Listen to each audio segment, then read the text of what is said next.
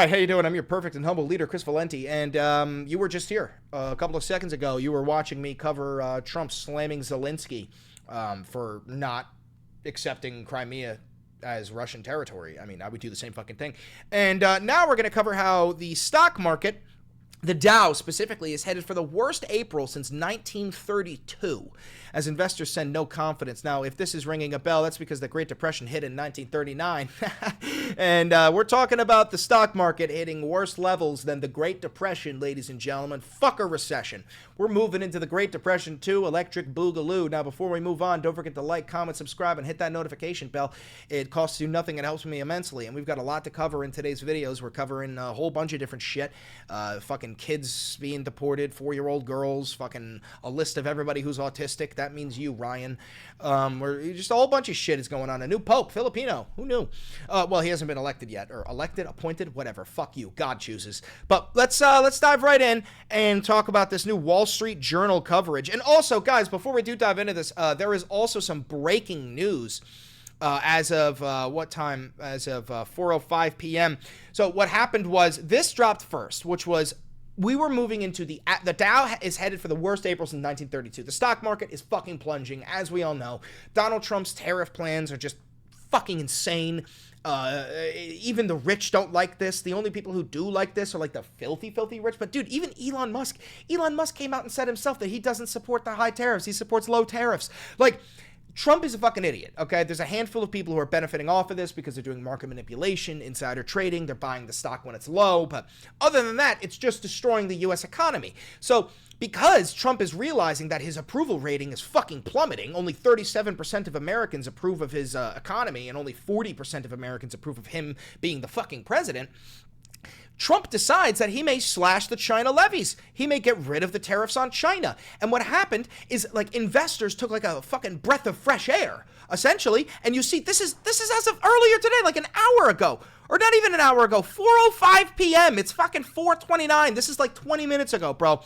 So as soon as Trump says, hey, I'm thinking about maybe getting rid of the tariffs, all the investors fucking boom. Now, here's the thing. I understand some of you guys are investors, but you're not the people who control the stock market, okay? We're talking about business owners, small business owners, big business owners, giant business owners, but ones who aren't in the top 10, you know, like Apple or Meta, Apple, Google, and Amazon, MAGA. Those are the big four, and there's a whole bunch of different ones, but small business owners who import their goods from China, I mean, fucking mechanics who get their tires from China, like everybody in the country is suffering, and now the price increases are starting to hit the stock shelves in grocery stores, and every American is realizing, even if they voted for Trump, that the economy is still going to fuck you right up your tight little pussy.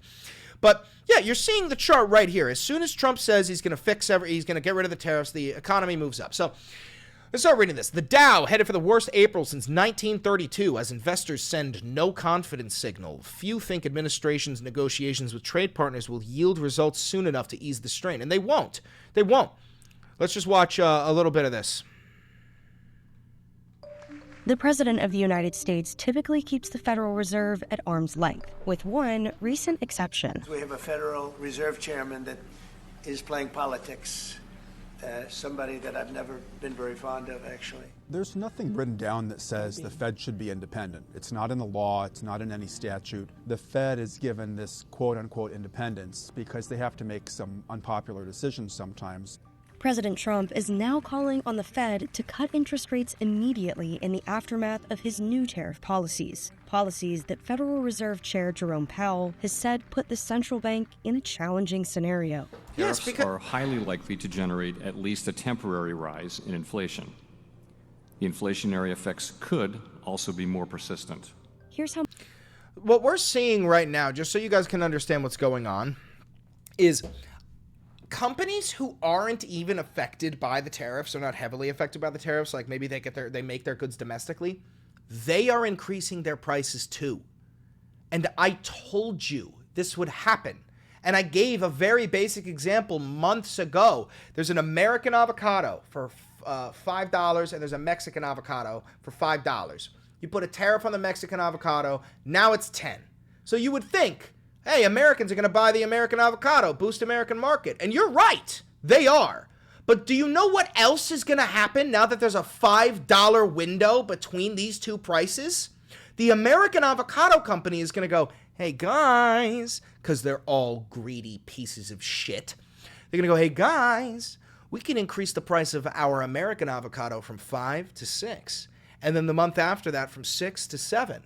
And then the month after that from 7 to 8.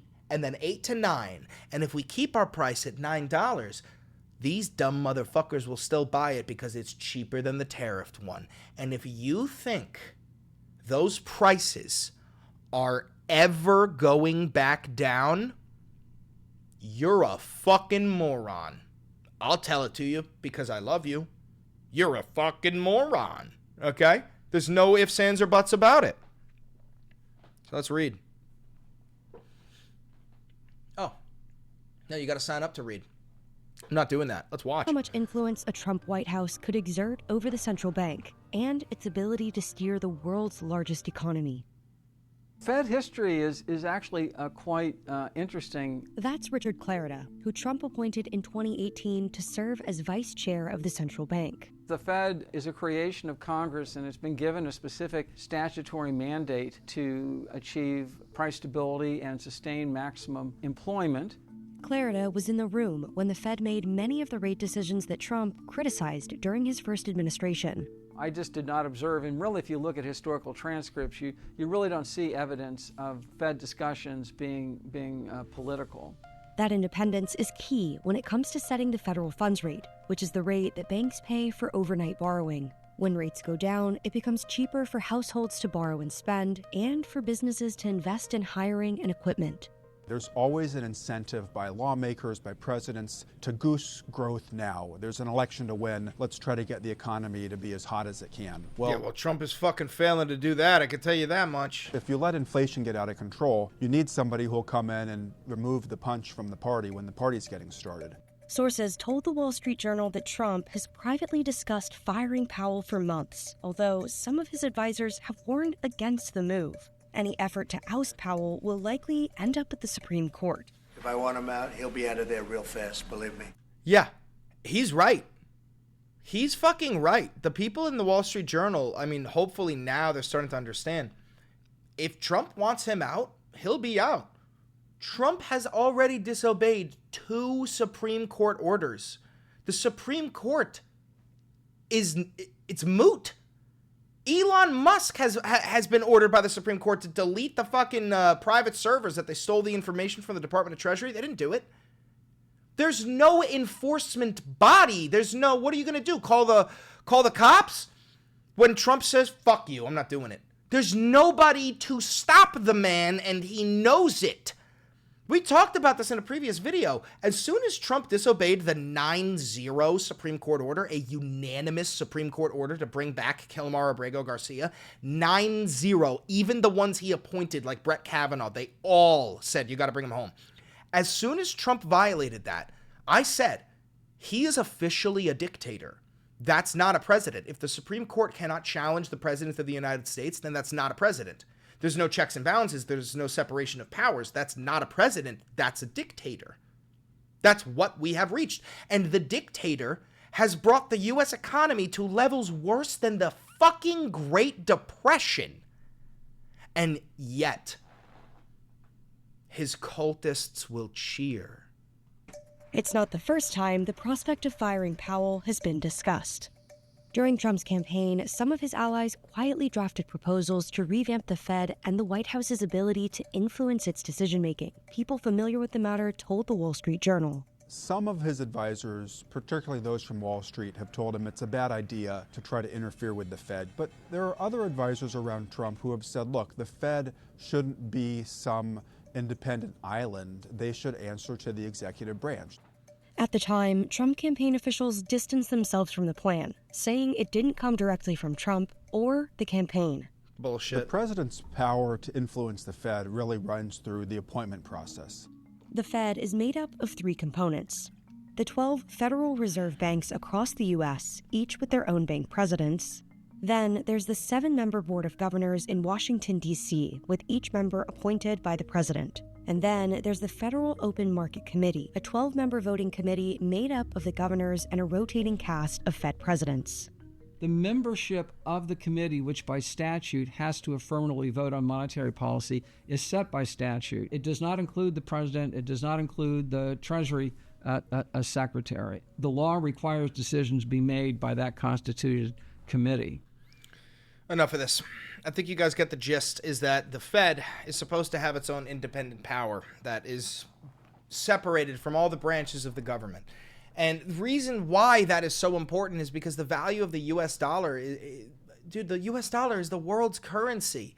We need to have some sort of institution that can put up a barrier between a madman in the Oval Office and destroying global markets, okay? We're not even talking about the fucking U.S. economy. We're talking about the global markets, okay?